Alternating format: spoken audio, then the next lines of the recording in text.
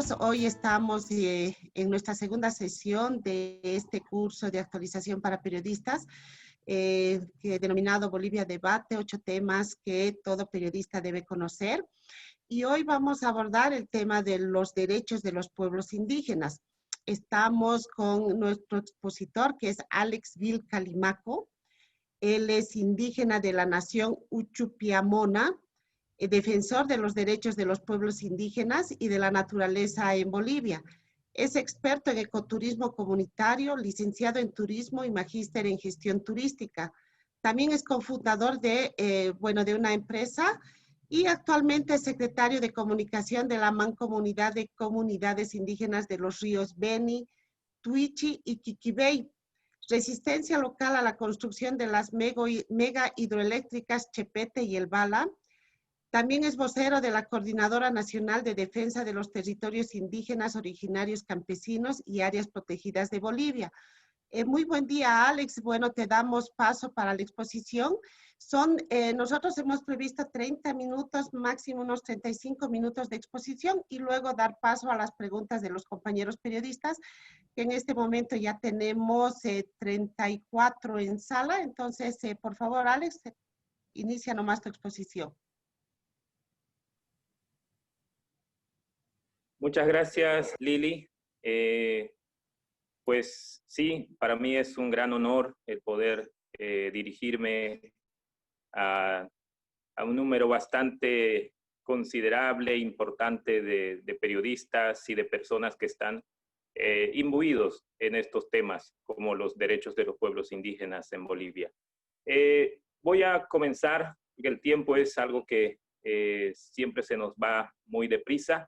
Entonces, quiero presentarles el temario de mi conversatorio. En un primer punto, vamos a estar hablando de los pueblos indígenas de Bolivia, el contexto, estos pasos que se han tenido que ir para poder lograr aquello que vamos a hablar en el punto 2, derechos reconocidos a los pueblos indígenas originarios campesinos. El punto 3 habla de los problemas y las causas de violación a los derechos indígenas y también a los derechos de la naturaleza. El cuarto punto trata de los desafíos de los pueblos indígenas, ¿no? ante pues, el contexto, la situación que ya todos sabemos, el COVID-19 nos está prácticamente sumergiendo en una situación que va a agudizar la crisis climática ambiental, la crisis económica, la crisis política, y entonces estos prácticamente pues tienen repercusión de manera directa, sobre todo en pueblos indígenas que somos los más vulnerables. Y finalmente vamos a hablar en el quinto punto de qué esperamos los pueblos indígenas del nuevo gobierno. Entonces, sin más, vamos a pasar a la siguiente lámina, por favor. Bueno, les decía que un primer punto, vamos a hablar de los pueblos indígenas de Bolivia.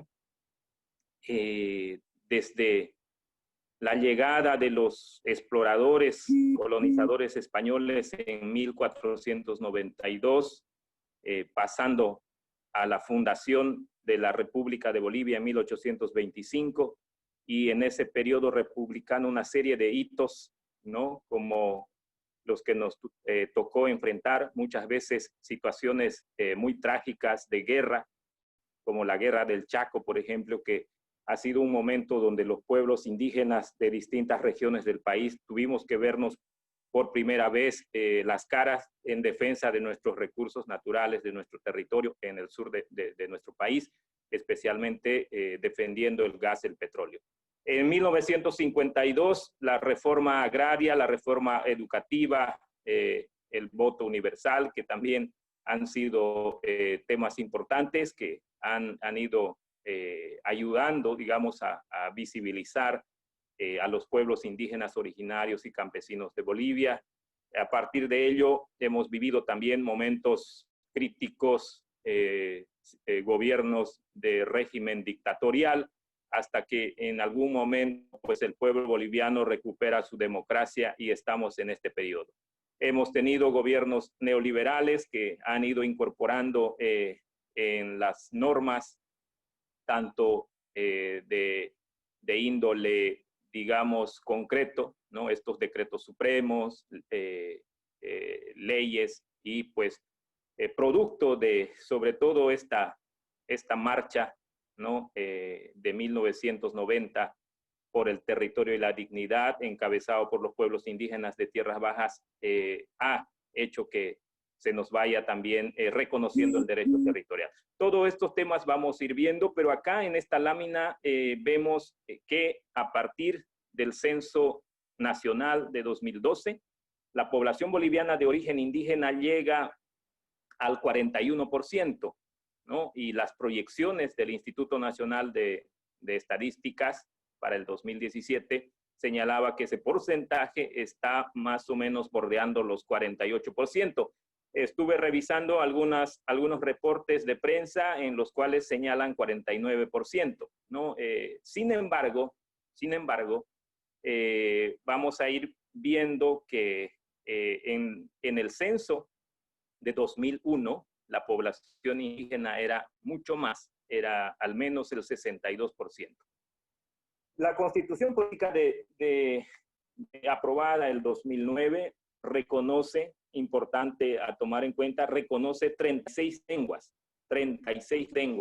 y no así a los pueblos o naciones indígenas.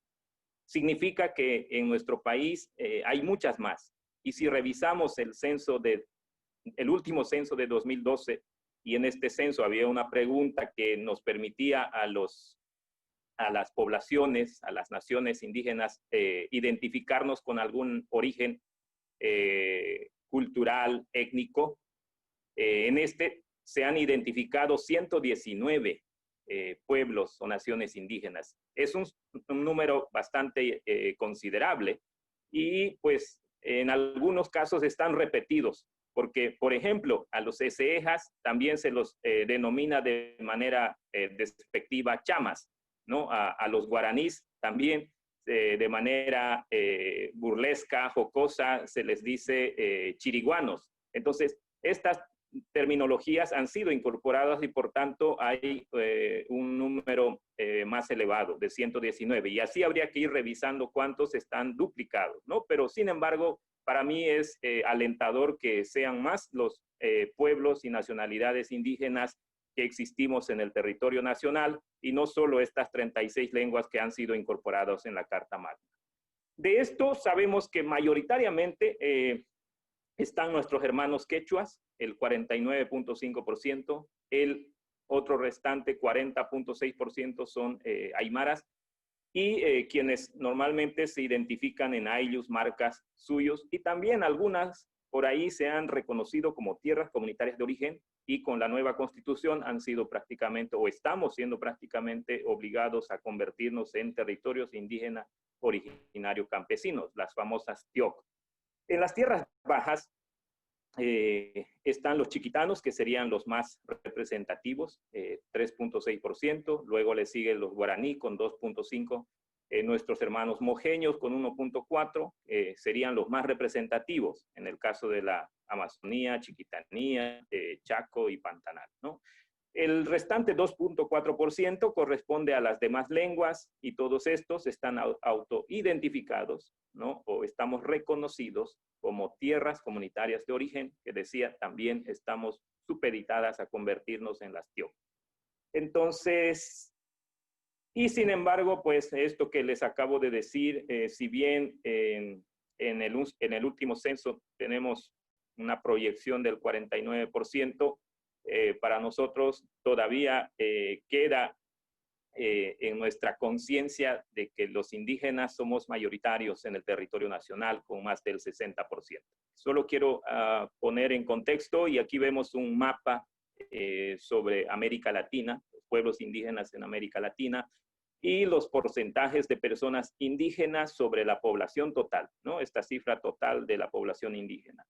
Y ahí podemos ver de que Bolivia, hasta hace poco y en la actualidad, sigue siendo el país líder en cuanto a población mayoritariamente indígena, seguido de Guatemala. En este mapa podemos ver esa flecha con rojo señalando hacia abajo, hace hincapié a esta disminución, ¿no? De nuestra población. Y ahí siempre, para quienes estamos en la defensa de derechos territoriales, derechos indígenas, derechos de la naturaleza, ahí está cuestionante. ¿Cuál será la causa, la razón de la disminución de la población indígena? Si en 2001 estábamos por encima del 60%, ahora en 2012 estamos por debajo del 50%, ¿no? ¿Qué ha ocurrido? Hay un error de tabulación, realmente se ha disminuido la población indígena. ¿Qué ha ocurrido? ¿Qué ha pasado? Son las preguntas que nos hacemos. Sin embargo, es importante destacar que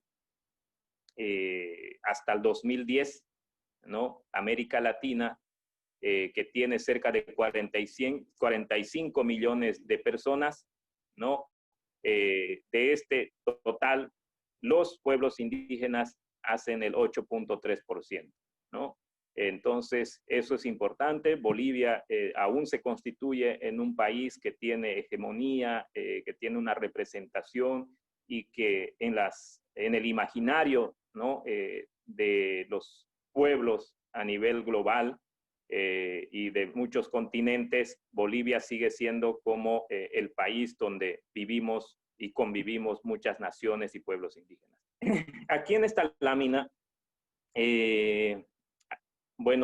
podemos ver precisamente en el mapa la diversidad de pueblos y naciones indígena, originario, campesinos.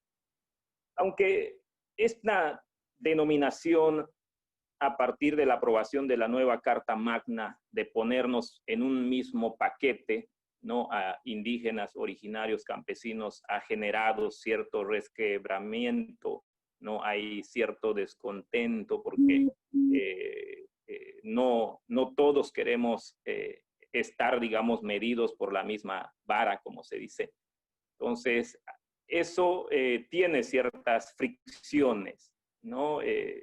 Sin embargo, estamos haciendo esfuerzos también por comprender de que tanto indígenas, tanto originarios como campesinos, tenemos que aunar esfuerzos. Y eso lo hemos ido viendo en los últimos años, porque también en muchas regiones de nuestro país, los hermanos campesinos se han empoderado de sus territorios, de sus recursos y están defendiendo frente a la presión del modelo económico extractivista que vamos a hablar bastante. Entonces, la marcha indígena por el territorio y la dignidad en 1990 nos ha permitido esta reconfiguración y poder ver estas manchas, ¿no? Estos pueblos, estas naciones, ir logrando desde el Estado su reconocimiento, ¿no? A través de estas TCOs que han sido, que hoy por hoy están prácticamente exigidas a convertirse en TIO, ¿no? Estos territorios indígenas, originarios, campesinos. Luego, algo importante que ocurrió después de la marcha, ¿no? Que permitió la titulación colectiva de nuestros territorios, este reconocimiento a nuestro derecho territorial, que se sustenta sin duda en el convenio 169 de la Organización Internacional del Trabajo de la OIT y que en el caso de nuestro país fue elevado a rango de ley, Ley Nacional 1257 del 91. Eso ha ido, pues, sin duda, digamos, siendo un logro importante para los pueblos indígenas, para nuestras aspiraciones. La Declaración Universal de las Naciones Unidas sobre Derechos de Pueblos Indígenas y Tribales, el 2007, por supuesto, ¿no? Se vienen a sumar, digamos, a esta exigibilidad de nuestros derechos como pueblos indígenas, dado que siempre hemos estado excluidos, marginados, en siempre un estado crítico vulnerable, ¿no? Y entonces estas normas de índole internacional, estos tratados, convenios y acuerdos, se constituyen en una herramienta jurídica legal de gran importancia y de gran significado. Y ahí ha servido todo este caminar, esta antesala para que en 2009, tras numerosas luchas, protestas, reivindicaciones, prácticamente se llegue a reconocer y consagrar en la nueva Carta Magna, en la Constitución Política del Estado de 2009, los derechos de los pueblos indígenas, originarios y campesinos. Acá se llega a jerarquizar y a reconocer esos derechos, como lo vamos a ir viendo. Entonces, acá vamos a hablar ya del segundo capítulo, de la segunda temática, que trata del reconocimiento a los derechos indígenas. Y es que decía la Constitución Política del Estado Plurinacional de Bolivia reconoce un conjunto de derechos especiales de las naciones y pueblos indígenas, originarios, campesinos, quienes, dice, comparten identidad cultural, idioma, tradición histórica, instituciones, territorialidad y cosmovisión, y cuya existencia es anterior a la invasión colonial española. Esto lo dice el artículo 30, parágrafo 1. Pero esta situación, si bien es incluida en nuestra Carta Magna y también está señalada en los tratados y acuerdos internacionales, no tiene todavía el alcance esperado. No está logrando materializar estos derechos que se han circunscrito en distintas normas nacionales e internacionales. Y para el reconocimiento, por ejemplo, de nuestros territorios, el Estado nos ha exigido al menos 3 condiciones sine qua non, básicas, elementales, los cuales han sido territorio, población y lengua. Por ejemplo, la nación del cual yo vengo, que ha sido contactado en un 19 de marzo de 1616, me refiero a los indígenas uchupiamonas en el Valle del Tuichi, cuando nosotros intentamos buscar nuestro reconocimiento como nación indígena, nos encontramos de que si bien tenemos el territorio, tenemos población, pero habíamos perdido nuestra lengua.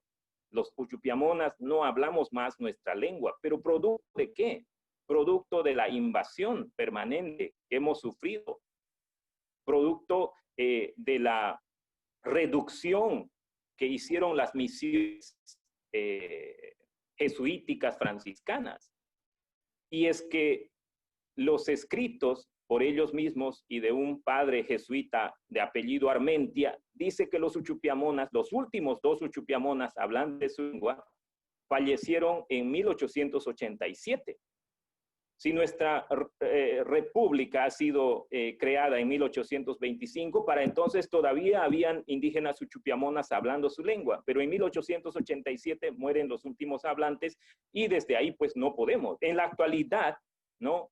Y para el reconocimiento de nuestro territorio comunitario de origen, lo que hizo el Estado, ¿no? Por entendimiento de los técnicos, fue reconocernos como territorio indígena originario Quechua Tacana San José de Uchupiamonas, TCO Quechua Tacana San José de Uchupiamonas, cosa que no nos tiene satisfechos. Nosotros no podemos ser Tacana porque es otra nación, no podemos ser reconocidos como quechuas porque es otra nación. Nosotros demandamos nuestro verdadero reconocimiento como nación uchupiamona. Eso es lo que queremos.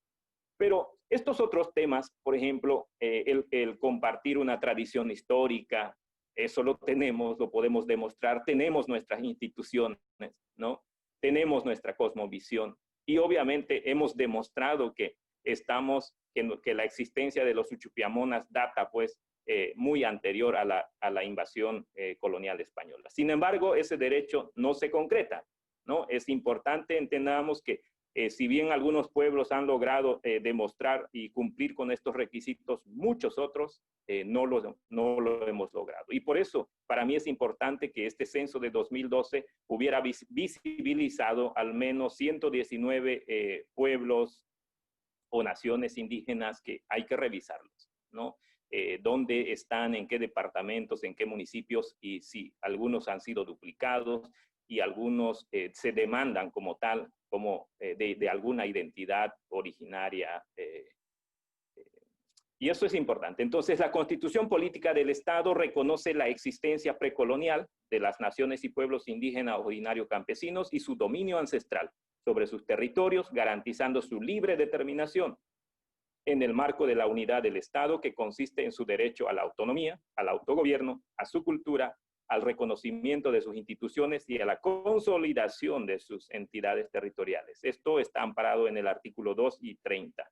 Aquí vamos a citar el artículo 30, que es el más contundente, es el que más resalta o destaca, y entonces ahí vamos a ver algunos, ¿no? Porque el artículo 30 tiene más numerales, pero aquí hemos extractado aquello que para nosotros resulta más importante, ¿no?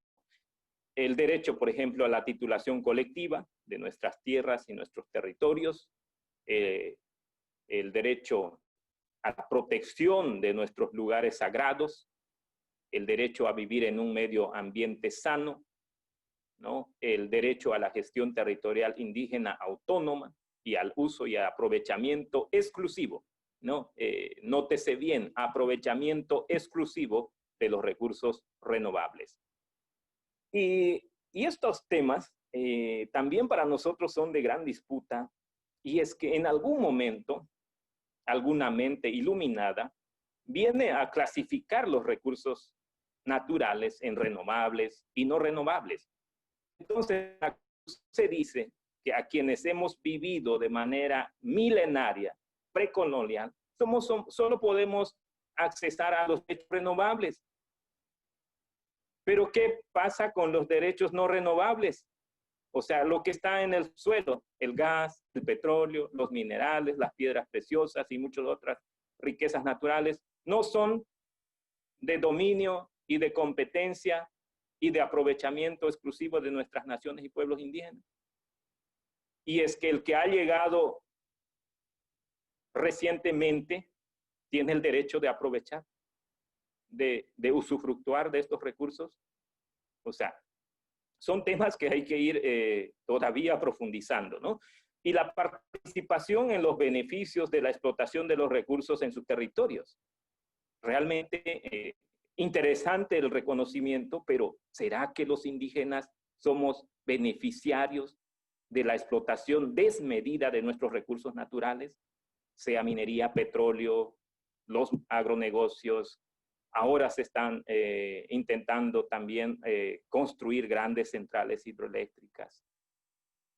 El recurso agua, ¿no? Que va a demandar este tipo de iniciativas. ¿Será que van a ir a beneficiar a la gente indígena, a la gente originaria, a los campesinos, a los municipios que están en los territorios? Son preguntas que hay que hacernos. Al ser consultados, dice, mediante procedimientos apropiados cada vez que se prevean medidas legislativas o administrativas susceptibles de afectarles.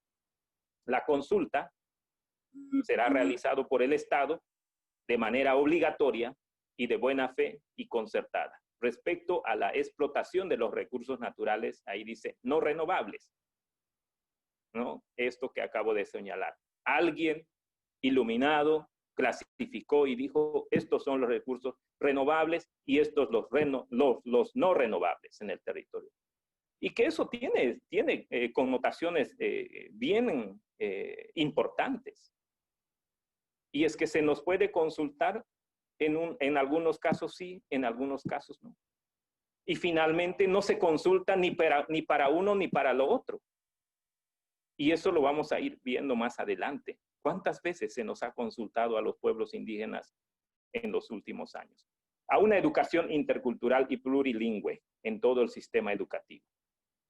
Realmente nuestros pueblos indígenas aún estamos retrasados, ¿no? Si bien la reforma educativa de 1952 nos permite accesar a la educación y que ha sido de manera muy lenta y paulatina nuestra incorporación, sobre todo nuestros hermanos aymaras y quechuas que han llegado, digamos, a beneficiarse de este derecho, pero los pueblos de las tierras bajas hemos tenido mayores dificultades. Y es que eso se puede medir en la poca cantidad de profesores que existen de las tierras bajas. Si ustedes se desplazan al territorio boliviano que comprende la cuenca amazónica, se van a encontrar que en las escuelas mayoritariamente son profesores de origen aymara y quechua, y prácticamente nos han impuesto su pensamiento, su modo de vida, su cultura. En las horas cívicas nos hacen actuar interpretando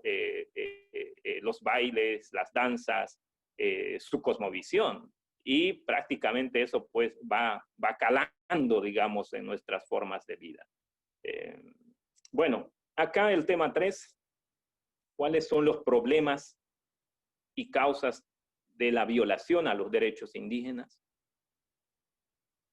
Vamos a ver, este es el más ampuloso. Voy a intentar hacerlo un poco más corrido porque son varias láminas.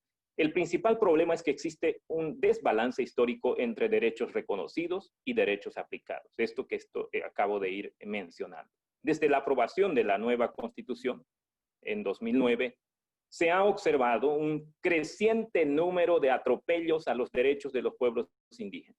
Eso puede ser evidenciado en los medios de comunicación, está en la prensa, se ha llevado estas violaciones a los estrados internacionales, pero realmente es pues para nosotros humillante que alguien que ha dicho ser respetuoso de los derechos de la madre naturaleza y de los derechos de los pueblos indígenas hubiera cometido un sinnúmero de atropellos y violaciones a nuestros derechos elementales, a nuestros derechos fundamentales de los pueblos indígenas. Y aquí otro punto, vemos la ley INRA 1715 de 1996, ¿no? Que ha provocado resultados adversos a los esperados. O sea, uno puede decir, la ley INRA sí nos va a permitir registrar y el reconocimiento a nuestros territorios, pero esa ley no ha permitido, digamos, esos objetivos esperados. ¿Qué hicimos los Uchupiamonas, por ejemplo? Cuando nosotros iniciamos una actividad económica a principios del 90 y nos acentuamos en un determinado espacio de nuestro territorio, específicamente a orillas del lago Charalán, para hacer una actividad que tiene que ver con el turismo, nos dimos cuenta de que los Uchupiamonas no éramos dueños del territorio. Quien nos estaba dando un apoyo económico nos exigía que demostremos derecho de propiedad para que ese apoyo económico se materialice. Y cuando vamos a las instancias que corresponden, ¿no? Al INRA nacional, porque hay INRA departamental, nos dicen que este espacio ya había estado siendo solicitado para ser titulado a un tercero que jamás lo hemos visto en nuestro territorio. Entonces, ahí nos sorprendemos y nos damos cuenta de que, pues, prácticamente la ley estaba dando cabida a que terceros con poder económico político vayan apropiándose de nuestros territorios, de nuestros dominios ancestrales. De las más de 24 millones de hectáreas que han solicitado en 58 demandas de titulación territorial que se han presentado, sobre todo esto en tierras bajas, ¿no? Solamente la mitad fueron tituladas, solamente la mitad, un poco más de 12.5 millones de hectáreas, quedando la otra mitad a favor de terceros. El gobierno anterior, lamentablemente, con esta alianza que tuvo con los sectores afines, sobre todo los interculturales, ellos se dieron a la tarea de decir, ya no va más el proceso de saneamiento y dejan inconcluso numerosos trámites y casos sin resolver.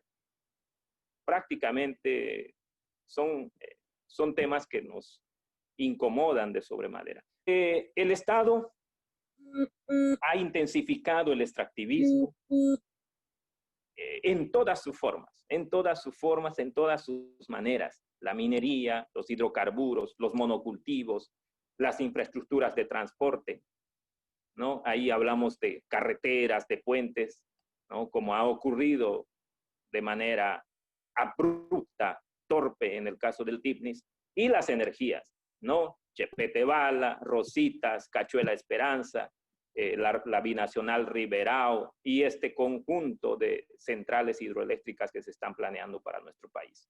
22, dice el anterior gobierno, 22 centrales hidroeléctricas. Obviamente que eso pues provoca impactos irreversibles en nuestros territorios indígenas y las áreas protegidas. Un cuarto punto, anoto acá, en lugar, ¿no?, de emitir normas de protección para nuestros pueblos indígenas, ¿no?, lo que han hecho es aprobar un paquete normativo que favorecen a las empresas del Estado y a las empresas transnacionales, ya sean nacionales o transnacionales, ¿no?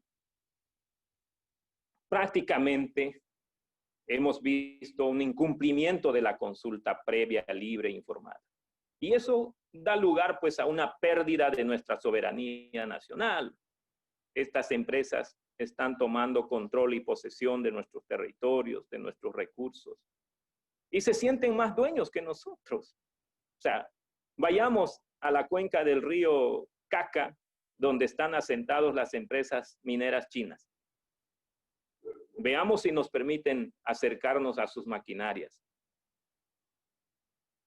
Veamos si al interior trabajan ciudadanos bolivianos. Eso es una clara muestra de nuestra pérdida de soberanía, realmente. Y el Estado, el gobierno, en los hechos, ha desnaturalizado su rol de protección y de defensa de derechos y se ha puesto al servicio de las empresas extractivas, en detrimento de todo el pueblo boliviano y en particular de los pueblos indígenas, de estos pueblos preexistentes, precoloniales, de aquellos que dice la Constitución deberíamos tener carácter preferente y de aprovechamiento exclusivo de nuestros recursos naturales. No pasa eso en la realidad. ¿A quién se lo estamos dando? A terceros, a empresas de afuera. O sea, eso no puede ser. Entonces, ¿para qué sustentamos o colocamos en la normativa algo que no se va a cumplir? ¿Solo para hacernos creer? ¿Solo para convencernos? Aquí vemos, quizás esto nos viene a todos a la mente, ¿no? Uno de los temas más emblemáticos de violación al derecho a la consulta previa, libre, informada y de buena fe para lograr nuestro consentimiento es esta imposición que ha hecho el gobierno del MAS a la cabeza de Evo Morales, ¿no? Pese al rechazo contundente de las comunidades, ellos impusieron finalmente este trazo por el corazón de esta reserva de gran importancia para los bolivianos y para el mundo entero. Ahí quisieron simular, luego del rechazo y de todo lo que ha implicado eso, ¿no? Quisieron simular una consulta previa, libre, informada. Pero si nos apegamos estrictamente a lo que dice el artículo 30, parágrafo 2, numeral 15, que toda vez que se prevean medidas legislativas y administrativas susceptibles de afectar a los pueblos indígenas, susceptibles, resaltado, susceptibles de afectar, se deberían hacer las consultas previa, libre e informada, de buena fe. ¿Se ha hecho para el caso del TIFNIS? No se ha hecho.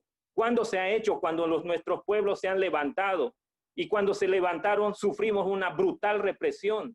Intentaron simular. Eso no es consulta previa, libre, informada. Eso no es de buena fe. Entonces, y así sucesivamente empezaron a hacer lo mismo en muchos otros territorios.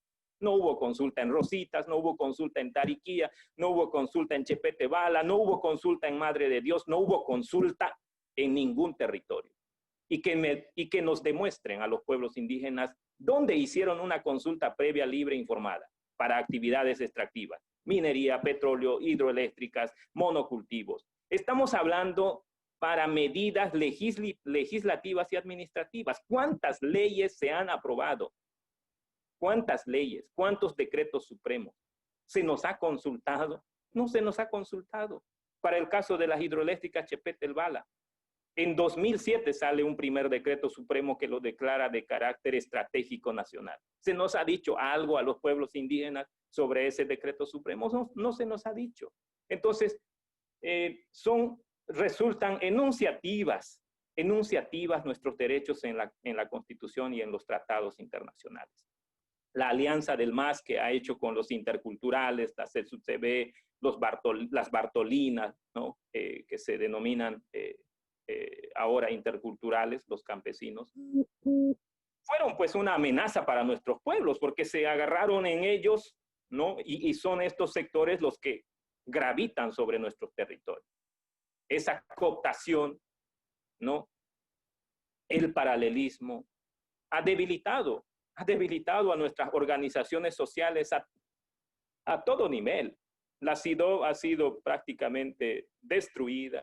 Hay 2 hasta 3 CIDOB en su momento, lo propio con la CONAMAC. Y eso, si bajamos a las regionales, sucede lo mismo. Si bajamos al territorio, a la comunidad, estamos enfrentados entre familias, ¿no? Prácticamente. ¿Cómo podemos hacer prevalecer nuestros derechos en una situación caótica, ¿no? Donde estamos prácticamente enfrentados entre nosotros? Y eso pues es un momento perfecto para que nos impongan este tipo de obras, ¿no? De medidas administrativas y medidas legislativas. Otro de los temas que ha representado violación a los derechos de los pueblos indígenas. El anterior gobierno, a la cabeza de Evo Morales, decía que Bolivia se convertiría en el corazón energético de Sudamérica, ¿no? A partir de la construcción de un número importante de centrales hidroeléctricas. En este momento, los bolivianos tenemos una capacidad instalada de más de 2.200 megavatios. De esos 2.200 megavatios, alrededor de 1.400 a 1.600 en la época pico, que debería ser el invierno, se consume en nuestro país. Hay un remanente de más de 600 megavatios. Significa entonces que el apostarle a nuevas centrales hidroeléctricas de gran magnitud, pues es para la exportación. Es para la exportación. Pero la exportación de esta energía, ¿a costa de qué? De sacrificar a nuestros pueblos indígenas, de perder soberanía. Porque los espacios donde se van a construir estas hidroeléctricas quedarán inundados. Es pérdida no solamente de soberanía, sino de territorio.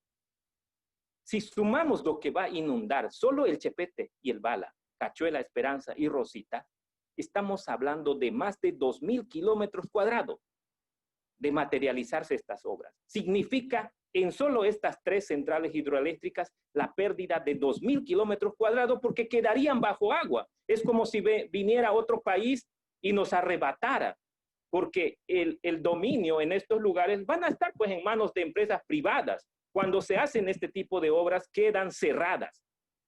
Cerrado el acceso a estos espacios y es militarizado, tienen guardias y ya no se puede transitar y entrar. A costa de hacer eso, y en desmedro de quiénes, pues, de los pueblos indígenas que habitamos en la Amazonía, en la Chiquitanía, el Chaco, en todas nuestras regiones. Chepete el Bala pretende inundar 771 kilómetros cuadrados. Chepete, ¿no? Una sola central hidroeléctrica, una sola central. ¿Cuánto es eso? Son más de 5 veces la mancha urbana de la ciudad de La Paz, que tiene 149 kilómetros cuadrados. Quienes han estado en esta ciudad y ven toda esa mancha urbana, hay que multiplicarlo por 5 veces para tener una idea del tamaño del lago artificial que generaría la central hidroeléctrica Chepete. En desmedro, como vamos a ver, de muchos territorios. Territorios indígenas que serían afectados seriamente, están los Tacanas, están los Lecos. Hay 2 Lecos, Lecos Apolo, Lecos Larecaja. Están nuestros hermanos Mosetén en Palos Blancos. Están nuestros hermanos Chimán Mosetén, que se sobreponen al área protegida Pilón Lajas. Estamos los Uchupiamonas. Están nuestros hermanos Esejas. ¿no? Quienes seríamos afectados de manera directa. Y estas dos áreas protegidas, pues que serían prácticamente devastadas, ¿no? Tanto el Parque Nacional Maridi como el Pilón Lajas, con obras de esta magnitud, pues hay que hacer carreteras y la carretera trae mayor destrucción, como la vamos a ver más adelante. Las 26 centrales hidroeléctricas. Los que están en puntos rojos, Choclla, Songo, Corani y Yura, son los que estaban funcionando antes de la llegada de Evo Morales al poder. Con Evo Morales hay por ahí una que otra más que se ha ido sumando, creo que es San José, Miguillas, que ya también están aportando, y Birizú, que era todavía proyecto que ya se está construyendo en el Parque Nacional Carrasco. Son los que diríamos que ya algunos se han ido incorporando, por eso es que hemos superado ya los 2.200 megavatios, pero ahí vemos esos puntos en azul o en celeste, son prácticamente aquellos que están en estudio, en etapa de estudio, como es el caso del complejo hidroeléctrico Rositas, que ya tiene una firma, ¿no? Y la prensa nacional, internacional ha visto ese acuerdo por más de 1.000 millones de dólares, ¿no? Y que luego se negaron cuando los hermanos guaraníes interpelaron ese acuerdo, dijeron que no existía nada. Ahí vemos prácticamente este proyecto que acabo de señalar, el Chepete y el Bala, tiene una potencia estimada de 3.600 megavatios, ¿no? Las áreas afectadas ya lo hemos ido mencionando, serían 6 territorios comunitarios de origen, 2 áreas protegidas, el Maridi y el Pilón Lajas, el área de embalse, estos 771 kilómetros, el costo estimado más de 7.000 millones de dólares, ¿no? Hasta el 2010 creo que nuestra deuda externa bordeaban los 9.000 millones o los 10.000 millones. Solo este complejo hidroeléctrico prácticamente de ejecutarse estaba prácticamente poniendo, digamos, o duplicando, ¿no? esa cantidad. Ahora creo que nuestra deuda externa ha subido mucho más y con estas centrales hidroeléctricas prácticamente sería terrible, ¿no? Sus impactos. Pasaremos, por favor, estas láminas las he puesto para que lo puedan ir revisando con más detenimiento. Solo son casi de ayuda. Ahí vemos el caso, por ejemplo, de la central hidroeléctrica Rositas. Ahí vemos una foto en la cual justamente se da la firma, ¿no? Con una empresa de capital mayoritariamente chino, que se asocia con una empresa accidental boliviana, pero de manera solo nominal, figurativa. Y pues la resistencia inmediata que han sostenido nuestros hermanos indígenas y campesinos, las comunidades guaraní sobre todo. Entonces, allá queremos hacer lo propio. Son 7 u 8 centrales hidroeléctricas en la cuenca del Río Grande. Una de ellas es Rositas, ¿no? Pero están muchas otras y generarían un embalse de 450.000 hectáreas, ¿no? La devastación, los efectos, como vamos a ver más adelante. Si me permiten la siguiente lámina, por favor, qué tipo de daños colaterales generan, ¿no? Estas grandes centrales hidroeléctricas. Y no necesariamente las grandes, también las pequeñitas, ¿no? Las pequeñas, las medianas, las grandes tienen impactos irreversibles. Y ahí podemos ver uno de sus impactos son las inundaciones, estos grandes espacios que quedan bajo el agua y su consiguiente desplazamiento a la gente que ha habitado en esos lugares. Indígenas, no indígenas, tienen que irse porque esas áreas quedarán bajo agua, sumergidas bajo cientos de metros, ¿no? Como es el caso del Chepete Bala, que tendrá una altura de 183 metros de altura. Eso no sé cuántos pisos son en un edificio, ¿ya? Es bastante.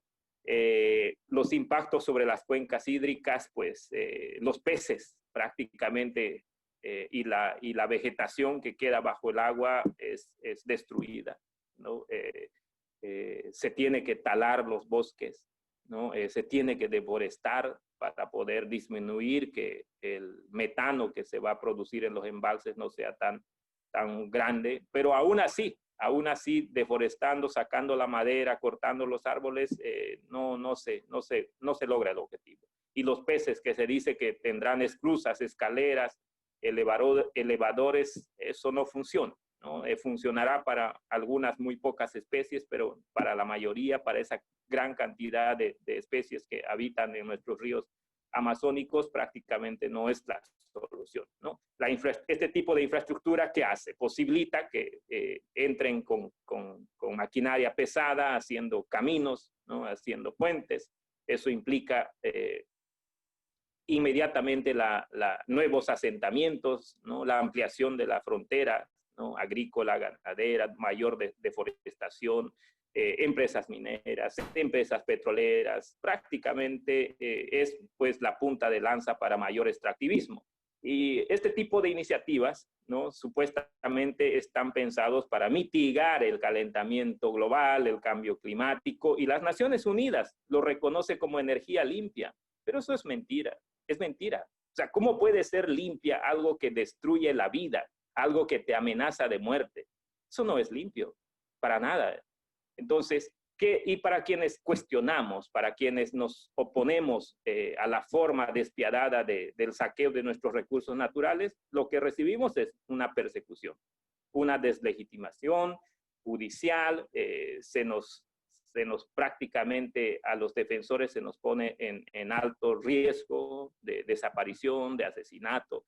Eso no está pasando tan visiblemente en nuestro país, pero ya hay muchos indígenas que hemos muerto en la defensa de nuestros territorios, desde la llegada de los españoles, pasando por la época republicana, en estos últimos años del Estado plurinacional, siempre los indígenas seguimos siendo perseguidos, judicializados, encarcelados, hasta asesinados. Entonces, no hay un cambio sustancial, ¿no? Y para quienes estamos al frente de este tipo de exigibilidad de derechos, inmediatamente pues las empresas y el Estado habilitan, ¿no? Los medios para poder frustrar. De mí se ha dicho que yo ya no soy indígena, que el hecho de haber ido a la universidad y de haber estudiado una maestría, eso me quita la condición de ser indígena. Se dijo que es cosa de ecoturismo, por tanto no soy indígena, que he aprendido más bien a obstaculizar los proyectos de desarrollo del gobierno, entonces cosas así, ¿no? Y las presiones que he sufrido todo este tiempo, las amenazas mediante distintos medios. Eso es todavía lo más sencillo, porque en otros países como Colombia, como Brasil, Perú, o sea, allá los asesinatos, las desapariciones ya son casi del día, ¿no? Son temas ya muy frecuentes. Y lo propio pasa en Centroamérica, en Honduras, en Guatemala, en México. Son territorios muy peligrosos para hacer este tipo de trabajos, ¿no? De defensa de derechos territoriales, derechos indígenas, derechos de la naturaleza. Los impactos en la salud, o sea, antes de que se construyan centrales hidroeléctricas, pues ya padecemos un conjunto de enfermedades. Con la construcción de estas centrales, pues sin duda el aumento de vectores que transmiten enfermedades incluso desconocidas se van a agudizar. Si ya tenemos problemas en las temporadas de lluvias, con solo las lluvias tenemos dengue, chikungunya y otras enfermedades, ¿no? Malaria, leishmaniasis. No sabemos con una magnitud de un embalse tan grande qué pueda ocurrir. ¿Y quién corre con los gastos para nuestra atención? No lo va a hacer el Estado, no lo van a hacer las empresas privadas, vamos a ser nosotros mismos los perjudicados, y los indígenas pues no tenemos los medios para hacer esto, ¿no? Para que nos atiendan en un centro de salud si nos enfermamos. Entonces y algo que es importante cuando se dan este tipo de grandes infraestructuras, ¿no? Las represas normalmente son un vehículo para la corrupción, ¿no? Eso se ha visto en otros países. Vayamos a revisar qué ha pasado en Brasil, qué ha pasado en Ecuador, qué ha pasado en Colombia. Hay personas que están encarceladas, ¿no? Por corrupción, cuando se hacen este tipo de grandes infraestructuras. Entonces, estemos muy al tanto, seamos muy analíticos y no nos dejemos convencer con que este tipo de proyectos nos va a traer prosperidad y ayuda. Ok, ahí vamos viendo más de los problemas y las causas de violación a los derechos indígenas. El Estado progresivamente, ¿no?, asumió este rol de facilitador del ingreso y la operación de empresas extractivas, ¿no? Desarrolló diversas normas y medidas administrativas en detrimento del pueblo boliviano, ¿no?, de garantizar el Estado de Derecho, el respeto, la protección y la aplicación, ¿no?, de los derechos de los pueblos indígenas sobre todo, pero no solo de los indígenas, sino del pueblo boliviano en su conjunto. Se ha debilitado la institucionalidad, ¿no? Nuestras instituciones están prácticamente para otros propósitos. ¿Qué hace el INRA? ¿Qué hace el CERNAP? ¿Qué hace la ABT? ¿Qué hace la AJAN? ¿No? Trabajan para otros intereses.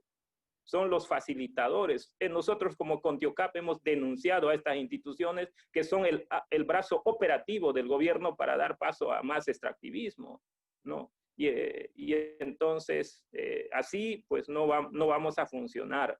El punto 9 hablamos de la eliminación de los entes públicos referidos a los pueblos indígenas. Antes, con los gobiernos neoliberales, un Ministerio de Asuntos Indígenas y Campesinos, creo, el MAIPO, no existe, tenía sus viceministerios. Era una lograr algunos beneficios. Con Evo, ¿no? Con su argumento famoso de ser gobierno indígena y querer transversalizar en todos los entes gubernamentales, lo que ha hecho es quitarnos más bien esa posibilidad. Y ahí están pues los resultados de nuestro descontento, de ese abuso. Es Chaparina y es Tacobo Mora, que no son los únicos. Hay, por supuesto, muchos otros casos más de violación, ¿no? En estos casos, la Defensoría del Pueblo en su entonces ha denunciado, ha documentado, ha sistematizado esta violación. Inmediatamente después lo que hizo el gobierno es cooptar a la Defensoría del Pueblo y nos anuló la función que tiene este ente de defender los derechos humanos y los derechos de los pueblos indígenas. Ahora, la Defensoría del Pueblo defiende al pueblo boliviano, defiende a los pueblos indígenas. No, está al servicio del partido de gobierno de turno, ¿no? Y en el periodo de transición, si bien ha estado intentando hacer prevalecer ciertos derechos, pero es siempre para favorecer también a otra ideología política. No es transparente, no es honesta, no es imparcial. Entonces, ese tipo de instituciones finalmente no nos sirven. Y aquí podemos ver, ¿no? Pongo esta lámina para que lo puedan revisar, son los decretos, ¿no?, en el tema de los hidrocarburos, donde se puede constatar las fechas y qué es lo que establece, pero es una secuencia de aquello que prácticamente está dando lugar a mayor extracción, ¿no?, a mayor destrozo, al mayor saqueo de nuestros recursos, ¿no? Hay el tema de hidrocarburos con sus decretos supremos, por ejemplo, establece porcentajes irrisorios para la compensación por actividades hidrocarburíferas en territorios indígenas. O sea, eso al final es una charla, es un cuento, ¿no? En el bloque Yiquimuni nos han hecho un montón de promesas que nos iban a poner agua, escuelas y no sé qué. Temas que son función del Estado. Está regulado, reglamentado, que esos son temas en los cuales ellos tienen que trabajar. Pero vienen y nos dicen que a cambio de un proyecto nos van a traer esto. Entonces, traen sus proyectos petroleros, mineros y otros a cambio supuestamente de ponernos estos servicios elementales, que es el deber y obligación del gobierno. O sea, no debería estar condicionado a la firma y aprobación de un proyecto. Y la consulta previa, libre, previa, ¿no?, con los pueblos indígenas se ha resumido a un proceso administrativo. Ahora hay solo socialización, divulgación, ¿no? O sea, ya no se hace la consulta previa como lo hemos ido viendo. Y lo propio pasa con la ley minera 5335 del 2014, donde establece, ¿no?, el recurso estratégico, ¿no? Un recurso estratégico, la minería, y la consulta previa libre, por ahí dice que es un requisito, pero no se cumple. Al final ellos hacen 3 reuniones, ¿no?, prácticamente, y si no hay un acuerdo en las 3 reuniones, es finalmente el Estado el que dirime, ¿no?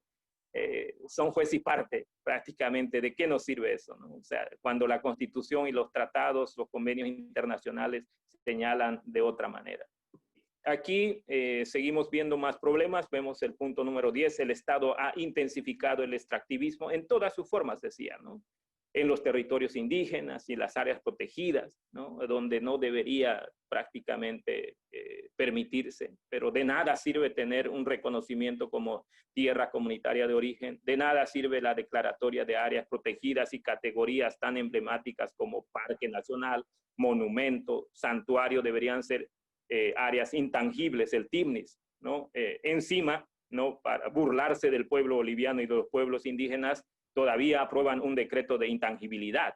Las áreas protegidas en sus categorías parque, santuario y monumento, viene pues ya implícito la intangibilidad. No necesitamos hacer más decretos de intangibilidad. Entonces, son cosas que nos han hecho creer, de verdad nos hacen creer, y eso es algo que hay que seguir despertando de todo este abuso, en lugar de emitir estas normas para que se protejan nuestros derechos. Lo que hemos visto es estos paquetes normativos, este paquete incendiario, por ejemplo, ¿no? De normas que están destruyendo el Amazonas, la Chiquitanía, el Chaco, el Pantanal. ¿Y quiénes son los beneficiados? Empresas nacionales, transnacionales, como ya lo señalé, y desnaturalizando el rol del Estado. Eso está claro. El punto 11, pueblos indígenas se encuentran en alta situación de vulnerabilidad e indefensión. ¿A quién nos vamos a quejar? ¿Ante quién vamos a hacer prevalecer nuestros derechos? Si llevamos estas demandas, el juez, el fiscal siempre nos va a rebotar y no prospera, ¿no? Hay 100 áreas petroleras en subasta que afectan al 20% de las TCOs, y eso es una, pero si revisamos las distintas TCOs, las 58 demandas de TCO en tierras bajas, ponemos mineros, forestales y otro tipo de concesiones, nos vamos a dar cuenta que estos mismos territorios de las comunidades indígenas están sobrepuestas y han sido concesionados a otros intereses económicos. El caso de la nación Uchupiamona, del cual yo vengo, 210,000 hectáreas al interior del Parque Nacional Madidi. Casi su totalidad está también concesionado a las empresas petroleras. Si ahí sobreponemos concesiones mineras o derechos mineros, hay otra parte que se va a sobreponer. Si ahí mismo le ponemos otro mapa de concesiones forestales, seguramente hay otro tanto. Entonces, al final, ¿de qué somos dueños los indígenas? ¿Qué es lo que realmente es nuestro? Si sobre ese mismo territorio se le está dando derecho a terceros para que exploten nuestros recursos. Ahí vemos los territorios indígenas y áreas protegidas que están en riesgo, ¿no? El tema de la gestión territorial indígena enfrentan serios procesos, ¿no? De creciente deterioro medioambiental, asociados obviamente a este modelo económico extractivista imperante. El cambio climático está provocando una crisis en los sistemas productivos y la economía tradicional casi ya no funciona, ya no rinde, ¿no? de subsistencia. Eso nos va a llevar pues a que nuestras poblaciones, nuestras comunidades queden sin habitantes. Y eso es lo que quiere este modelo económico, eso quieren los gobiernos, eso quieren las empresas, ¿no? Es bien sistemático. Prácticamente nos están despojando de manera muy sabia, ¿no? De nuestros territorios, empobrecernos sistemáticamente para que ya ahí no produzcamos nada, y luego se entran ellos con su minería, con su petróleo, con sus monocultivos. Y si no les funciona eso, ellos son capaces de ver otras estrategias también de desaparecernos. Y en Perú prácticamente con Sendero Luminoso casi han exterminado a nuestros hermanos Ashaninka. Ahora, ¿quiénes están en el territorio Ashaninka? Los agronegociantes, están los petroleros, están las mineras, pero porque casi han terminado a los Ashaninka. ¿Quién va a defender el territorio? Lo propio en la parte sur del Perú, con los aymaras o los quechuas.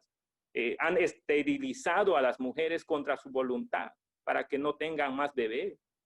Y se han quedado poblaciones sin niños, sin niñas, en muchas maneras de sacarnos, de despojarnos a los pueblos indígenas. Y en poco tiempo quieren que nosotros migremos a las grandes ciudades y ellos tengan el camino expedito para seguir profundizando y saqueando nuestros recursos. Ahí quiero dejarles esto, también es la expansión minera y su presión, ¿no? Que sobre todo afecta a los territorios indígenas, áreas protegidas y áreas boscosas, porque la minería se está también devorando nuestros bosques, está gravitando sobre áreas protegidas de singular importancia, como es el caso del Madidi. O sea, ahí a pocos kilómetros están las empresas chinas, colombianas y de otras nacionalidades. Ya están destruyendo, contaminando nuestras fuentes de agua, el suelo, el aire. Es terrible lo que está haciendo, y eso impacta pues directamente en los recursos de la biodiversidad, flora y fauna, ¿no? Y vemos ahí un mapa, por un lado, la expansión, el crecimiento de la actividad minera, que ya no es los departamentos tradicionales de las tierras altas, ¿no? Potosí, Oruro, parte de La Paz, sino ya ha abarcado a los valles, ha abarcado a la Amazonía. Tenemos minería en todo el territorio nacional, en todo el territorio nacional, y cada vez son minería a cielo abierto. Si sobreponemos ahí las áreas protegidas, las TCOs, y sobreponemos ahí otros recursos de gran relevancia para nuestra sobrevivencia, van a coincidir con esos mismos lugares que están siendo destruidos, ¿no? O sea, el agronegocio en Santa Cruz, ¿cuántas hectáreas ha consumido el año pasado? Eso es un mapa que ya hace referencia a las áreas de mayor contaminación por mercurio, ¿no? Toca parte del Perú, pero toca parte de nuestro territorio nacional, y lamentablemente, justo en esos lugares donde están las grandes empresas mineras chinas, colombianas y de otras nacionalidades, pues es donde hay mayor concentración de mercurio, y eso está pues impactando directamente sobre las poblaciones indígenas. Estos temas hay que investigar. Realmente falta mucho. Estas empresas, decía hace rato, se han apoderado de nuestros ríos, de nuestros recursos naturales. Estamos perdiendo soberanía. El gobierno prácticamente tiene una actuación muy permisible. Creo que intencionalmente muestran su inacción hacia estos temas, y claro, seguramente están en turno. No podemos se está destruyendo nuestra riqueza. Nos están enfermando por un estudio de una ciudadana belga el 2001 en la población de Ceja, en el norte del departamento de La Paz. Ella hacía estudio de mercurio en el cabello de los cejas, y ese estudio le permitió conocer que los cejas para el 2001 tenían entre 1 ppm a 13 ppm de mercurio. Eso antes de la aprobación de la ley minera. Con la aprobación de la ley minera a partir del 2016, sobre todo hacia adelante, se masifican las cooperativas mineras. Aquí vemos el punto 15 o el número 15, la expansión de la frontera agrícola, ¿no? Sobre todo en tierras bajas, Pando, Beni, están siendo los más afectados que estamos viendo desde el año pasado. Mira, nuestra tasa de deforestación hasta hace poco estaba, digamos, por ahí aceptable, ¿no? Ya para más o menos el 2014, 2015, ya nos estábamos acercando a los 350,000 hectáreas deforestadas por año. En los últimos años, 2019, 2020, es escalofriante. 2019, alrededor de 6 millones de hectáreas que se han calcinado. Este año estamos bordeando los 3 millones, y con lo que falta de aquí en adelante es probable vamos a casi repetir la misma historia. Entonces, de estos 58 territorios indígenas titulados en tierras bajas, 48 han sido ya afectados por los incendios, ¿no? Hasta agosto habían 2.844 focos de calor, situación que se torna obviamente alarmante y de gravedad, sobre todo para cuando se habla de, más adelante veremos de manera muy rápida, la afectación a los pueblos en alta vulnerabilidad. ¿Quiénes son? Los pueblos en aislamiento voluntario. No las comparaciones de que eso no solo ocurre en Bolivia, pasa en Brasil, pasa en Paraguay, y es tremendo. No, aquí este mapa nos puede mostrar justamente aquel daño que se está causando a los territorios indígenas, los Cayubaba, con 434 focos los Chacobo, Pacaguara, ¿no? En el norte del departamento, en el norte de Bolivia, el departamento de Pando, igual con 395 focos, cabineños con 314 y tonamas, y ahí vemos. Pero, ¿qué es importante destacar en esto? Todos estos pueblos están en alta vulnerabilidad y nuestros territorios se están consumiendo con el fuego, nos están afectando. Entonces, prácticamente eso es algo que de aquí en corto tiempo va a tener repercusiones muy dramáticas. Y las instancias gubernamentales, pues estamos seguros que no tendrá la capacidad ni los medios económicos, humanos, para poder paliar, digamos, lo que viene en adelante. Por ahora estamos quemando, destruyendo, pero inmediatamente vendrán otro tipo de consecuencias muy severas que no podremos atender desde las instancias gubernamentales ni desde la sociedad civil. Un punto también, un problema, una causa de violación a nuestros derechos ha sido este tema del COVID-19, ¿no? Nos ha acuartelado, nos ha encerrado en nuestros territorios. Eso ha ido prácticamente acompañado de violencia, ¿no?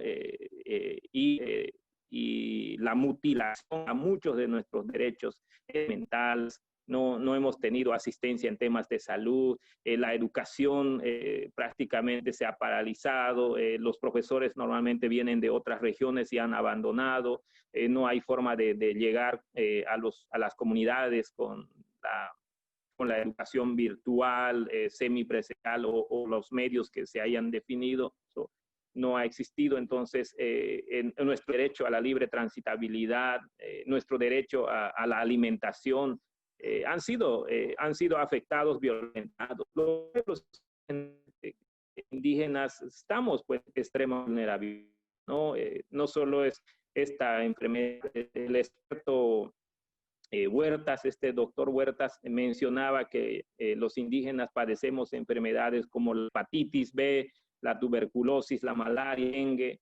El dengue ha estado haciendo estragos antes del COVID, ha estado llevándose vidas, pero ¿quién actuaba, reaccionaba para socorrer? Nadie, ¿no? ¿Cómo entonces vamos a afrontar el COVID ante esa situación de gran diferencia? Cuando los indígenas sufrimos de nutrición, anemia, nuestros temas inmunológicos están prácticamente son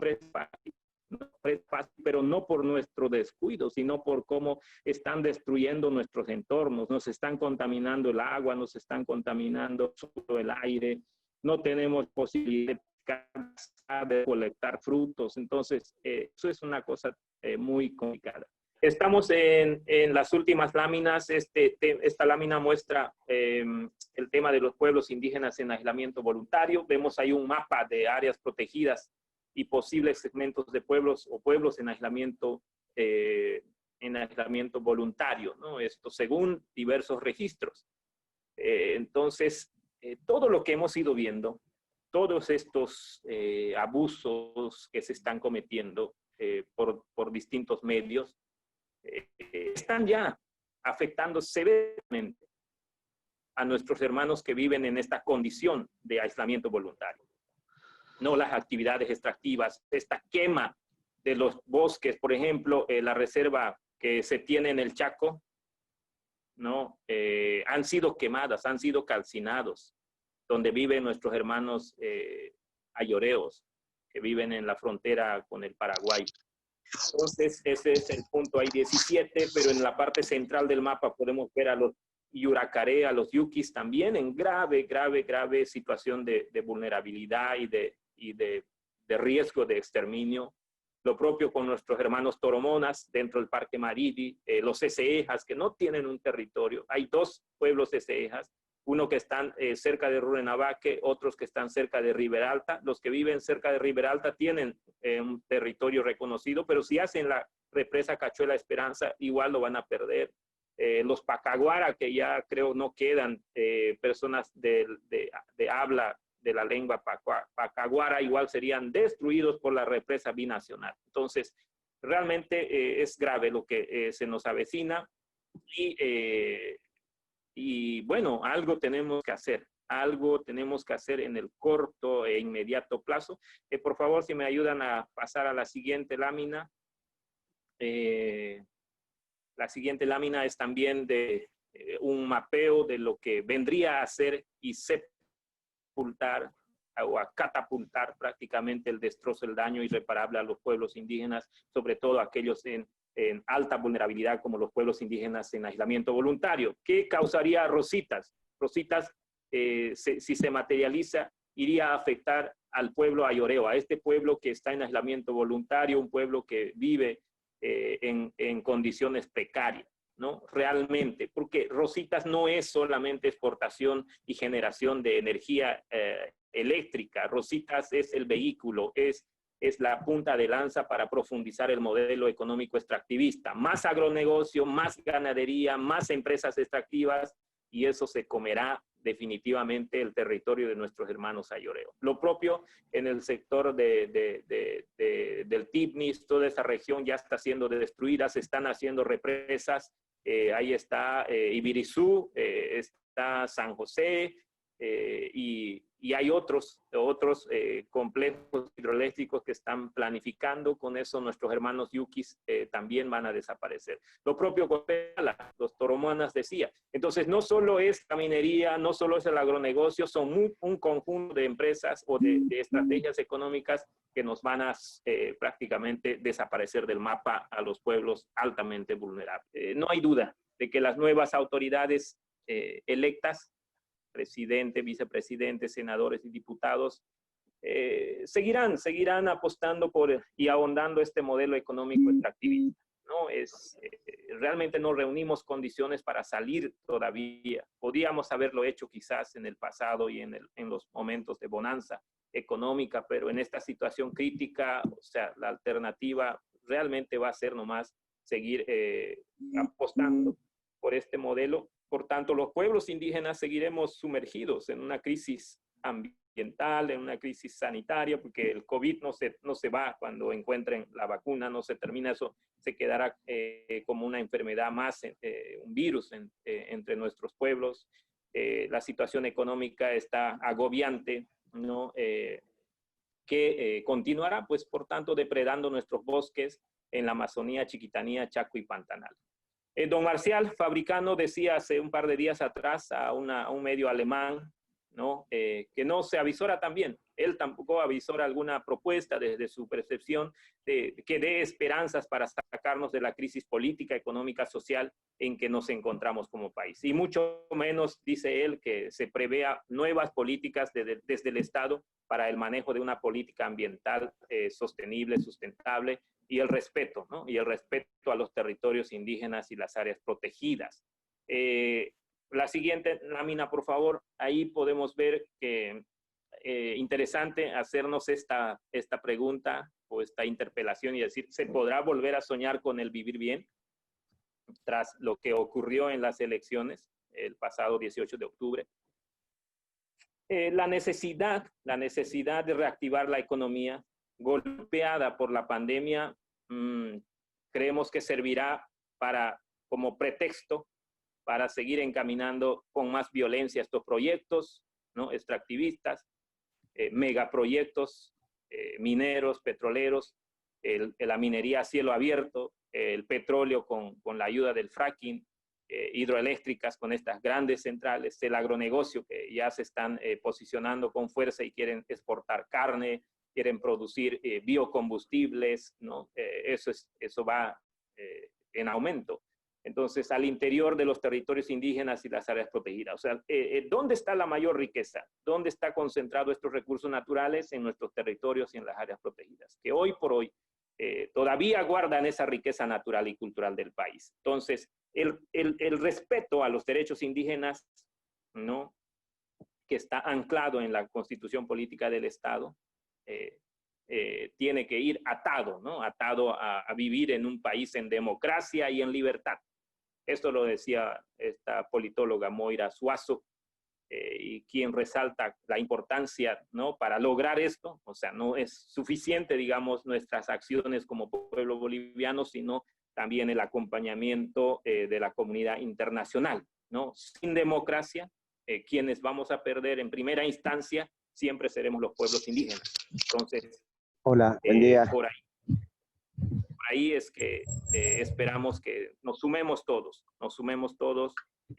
porque la situación que nos avisora no es tan expectante. Sin embargo, yo creo que la mayor esperanza está en que desde la sociedad civil podemos hacer mucho más, ¿no? No quedarnos hola, buen día. prácticamente de brazos cruzados. Si hay alguna pregunta, estoy acá para responder. Gracias, gracias Alex. Ahora, compañeros, si es que quieren hacer una consulta, bueno, tienen la posibilidad. A mí me interesaría conocer un poco qué opina usted sobre los desafíos que deben afrontar los indígenas que deciden migrar a las ciudades. Bueno, es sistemático. Los María, no sé si me están escuchando. Se escucha, ¿no? Sí, se escucha. Sí, se escucha. Ya, por favor, ¿puedes seguir, Alex? Ya, decía que es bien sintomático esta migración, ¿no? O sea, está inducida a que se dé en esa dirección. El empobrecimiento sistemático que están sufriendo los territorios indígenas, la carencia de educación, la carencia de servicios básicos, la destrucción de sus hábitats, nos está forzando prácticamente a abandonar nuestro territorio.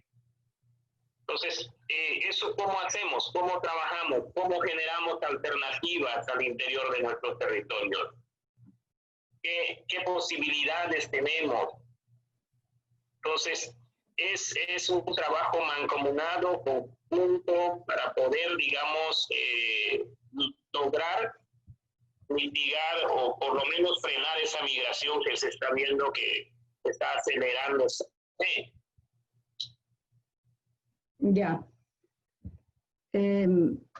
Sofía. María, es un poco complicado por acá. No, está bien. Se comprende la idea que la migración se la tiene que contrarrestar desarrollando los territorios, ¿no ve? Entonces, pasemos, por favor, a otra pregunta. ¿Alguien más tiene alguna consulta, compañeros? ¿O damos? Sí, Marta Vargas. Marta Vargas. ¿Marta? Sí, buenos días. Un saludo muy cordial desde el departamento de Oruro y más que todo al expositor que realmente nos ha dado la realidad de nuestros pueblos indígenas. Si bien yo soy del occidente, hace 6 años he estado justamente por el Beni, pero ahí he visto que se ha creado un centro integral de la cultura y la lengua, como es la Mojeña Trinitaria. Hicimos un reportaje muy bueno que me han indicado que ha sido productivo. Y en este tema el tema de la lengua de los mismos, para que no puedan emigrar de los pueblos, pues nosotros también podemos articular a nivel nacional para que ese tema tanto de inmigración, de lengua, que sea propio de cada uno, pero también entre todos, también poner un granito de arena para que también se respete ese derecho vulnerado que tiene el indígena originario. No sé, es como una propuesta, pero también que se la ha ido trabajando, y no se trabaja con el gobierno central, se trabaja con las ONGs, ¿no? Entonces, yo también estaría dispuesta, porque aquí en el departamento de Oruro tenemos 2 pueblos indígenas, los uruchipayas y justamente el otro que es también de los urus, pero que ellos tienen su propia escuelita y utilizan su propia lengua y no, o sea, inmigran, ¿no? Otra cosa es que vayan a trabajar a Chile, pero vuelven nuevamente a su municipio. Tal vez es como un comentario y reitero, una propuesta. Muchas gracias. Sí, muy importante, doña Marta. Creo que eso, más que una pregunta, como ella misma dice, es un comentario. Entonces, no sé si podemos dar paso a alguna otra pregunta o comentario. Yo voy a dar lectura a un comentario de Mercedes Fernández. Dice, sería importante manifestar públicamente y mediante un comunicado o en físico al nuevo mandatario la posición respecto a las megas represas, los territorios y los pueblos indígenas. Lo supo, pero habrá que recordarle que no hemos cambiado respecto a estos temas. Es el comentario de Mercedes Fernández. Muy importante. Yo también quería hacer un comentario sobre ese tema, si me permiten, por favor. No solamente en relación al tema específico de las represas, que bueno, hay que rescatar lo que Mercedes dice, sino también más ampliamente en relación a la problemática de los pueblos indígenas. Yo pienso que es importante considerar que un nuevo gobierno es también un nuevo escenario y que es importante tratar de establecer canales de diálogo abiertos, públicos, para dar a conocer toda esta situación que se está sufriendo y pedir medidas concretas, ¿no? Esa sería mi recomendación.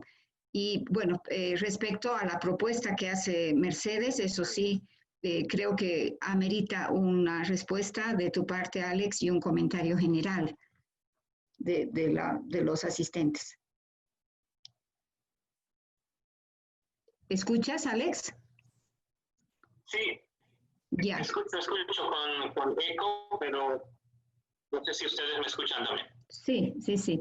Entonces, como decía Lili, hay la propuesta de Mercedes Fernández de hacer un documento, un pronunciamiento en relación al tema de las represas, si no me equivoco, ¿no, Lili? Sí, exacto. ¿No? Hacerle conocer, recordarle al gobierno que hay estos temas que están pendientes de discusión. Ya, perfecto. Bueno, nosotros como Resistencia a las Mega Hidroeléctricas de Petro-Ibala tenemos en camino un evento que sería